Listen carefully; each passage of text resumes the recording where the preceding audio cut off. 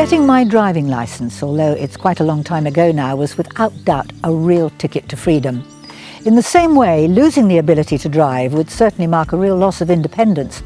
Sometimes, though, in spite of ourselves, we may not be willing or able to recognise that we're facing and posing a higher level of risk on our journeys, and it can require the input of a family member and friends to assist in dealing with that risk.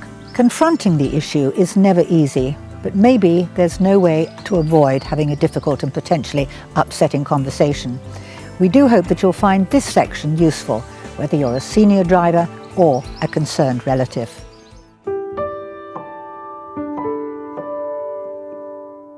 Roger Crisp realised that he and his brother and sisters would have to talk to their mother Muriel about her driving, partly because of the onset of dementia and partly because of a stroke that she'd suffered.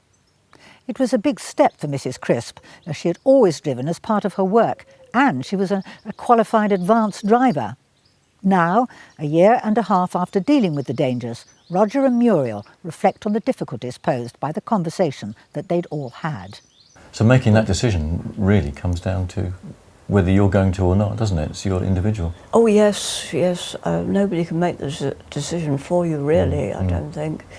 I remember once that decision had been taken, one of the first things we did as children was to get the car sold, didn't we? Well, yes. I said, get rid of it. Because I knew I'd want to drive. What was Jennifer's reaction when you said you were? Relief. Oh, Mum, good. Looking back, do you think she was right? Yes, she was. Entirely right, but right for me, you see, because that was. I mean, a stroke affects your brain in some way, and I feel sure that I shouldn't. I was glad I didn't drive after that, though I still miss it. Of course, well, it's only been a year and a half, hasn't it, really? Yes, but I've got a bus pass. And you've got a driver. Yes, now I've got a driver, of course. I drive you. In fact, we enjoy going for drives, don't we? Yes, we do. We enjoy it very much. We get all over the place, and that's very nice. Professor Andrew Parks is a psychologist from the TRL, Transport Research Laboratory. He's made extensive studies of this topic. There's obviously a very easy relationship between the two people, and that enabled them to have a very open discussion, and they explored issues in a very frank way. Yes, it was very relaxed, and the lady was totally able to look back objectively on the problems that she'd had and what she needed to do about them, and also a very realistic look at what the options were for taking things forward in a very positive light. And the whole conversation was very positive about the decisions that they'd made and their feeling that the right decisions had been made at the right time. Now, of course, she had good options in front of her, living in a urban environment with a choice of transport systems that she could take advantage of, from buses, through to taxis, through to lifts from friends and so on. So I think the benefit that these people had was quite early on identifying those options, exploring them, getting experience of them, and then the whole decision to stop driving became much less frightening because they were genuine positive things that she could do. I think that the discussions were gentle, diplomatic and timely. It certainly seemed to me from the videos which I was able to see that the discussions had been taking place at the right point in the life course through the driving course. At 83, Bill Perriam is still driving, and enthusiastic about it too. But his health in recent years has begun to decline, meaning that his driving has been severely restricted. Bill and his son David consider how Bill's independence can be safely preserved for as long as possible. So if you give up driving your car and you can't drive a motorbike, how do you think you get around? Well, it should be dependent upon other people, I expect. You get a senior citizens or have a bus taxi, pass. one thing or the other. You can get a free bus pass, can't you? I expect so, yes. But you'd have to get to the bus stop, and that's a mile away, isn't it? Yes. But you'd be reliant on me, really, wouldn't you, most of the time, I expect? More or less, I imagine, yes. Yeah, oh well. But, I mean, you still think within yourself you're all right for another 2 or 3 years? I'm hopeful that I should be driving till I'm 90 if I live that long. That's another 7 years. easy, yeah. Well, Mr. Barnes was driving when he was 90, but he kept driving into things. Well, he wasn't very safe. So if I was to say to you, I think the time's come when you're not safe to drive anymore, would you listen to me or would you ignore me? Well, I would assess the situation and probably get expert opinion. What, from somebody else? Well, from the medical profession or whoever. Or some expert in the field of driving. But you wouldn't listen to me, okay, would you? Well, I'd listen to you, but I should weigh up Ignore the us. options myself and then proceed accordingly. To do what you wanted. Well, not necessarily, no. It would be a joint agreement. But if we were to say you should stop driving, obviously we'd be doing it because we felt it was for your good, because we didn't want you to have an accident or you to have an accident that could hurt somebody else. Everything comes to the end in its own time, so we just have to wait and see. But you reckon you're still okay at the moment? At the moment, yes. Yeah. Let's hear what Andrew Parks thinks of that. Are Bill and David having the right sort of conversation? This was a discussion which was quite difficult, and Bill reacted quite badly to it. And because of the way that the discussion was steered, the only thing that Bill could focus on were the negative consequences of giving up driving, and we returned to those again and again and again. How long have you been driving? Ooh, the car's 55 years, I think. The topic was introduced quite abruptly. I think it has to be introduced at the right time and in the right place.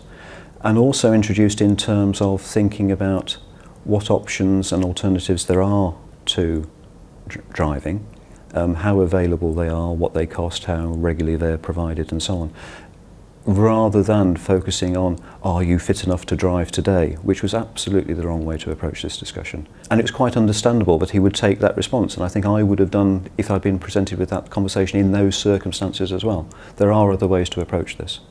I mean, Bill is faced with some very life-changing choices to make here. There's a real change to his independence, to his flexibility, to his social mobility.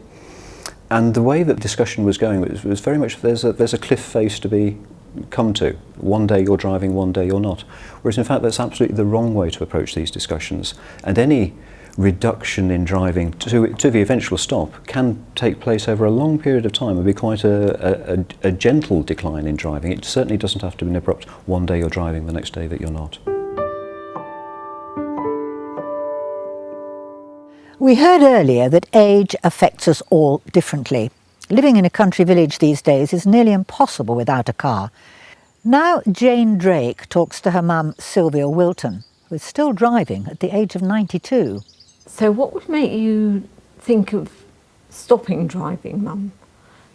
What would make you think, oh gosh, I can't come out here to Newton Tony anymore, I'm going to have to live in Salisbury? Well, if I did find it too tiring, if I found I was getting nervous, I think that. If I found I was getting nervous on the road, nervous of other traffic or anything like that. At the moment, I'm not nervous. I'm very, very cautious because I'm very conscious of the fact that if ever I get pulled up for something, that'll be the end of my driving. I'm probably at my age, I mean, they probably say, that's it, you're too old. And that will be it, even though I'm fit enough. But yes, that, and eyesight, of course. If my eyesight got any worse, it's all right with specs at the moment. Certainly not without them. Yes, I can cope. I can cope all right at the moment. But that is the only thing, really. But as time goes on, will I always feel like this? But I mean, I don't feel I can look too far ahead anyway, because all sorts of things can happen. I have toyed, as you well know, with the idea of moving into Salisbury. Now, well, I'm able to do it. But there are so many factors to take into consideration. Well, I mean, I know you don't come in the car with me very often now, but do you feel safe when I'm driving the car? Oh yes, I always feel safe when you're driving the car. I realise that you are rather cautious, but you always have been. I don't think you're any different now from what I remember from years ago. I mean, from the beginning of your driving, you had to do it with Dad in the car, and that was enough to put the frighteners on anybody, really. I expect if you felt that it was nearing the time when I gave up driving, I think you'd probably say so, wouldn't you? I think I probably would, yes. Yes, yeah. Especially if I was likely to be in a car that you were driving. Yeah, well, I mean, I you would wouldn't- definitely you say wouldn't know so. otherwise, would you, if you weren't in the car? No, but I would definitely say so. Yeah, yes. So what does Andrew Parks think of the plans discussed by Sylvia and Jane?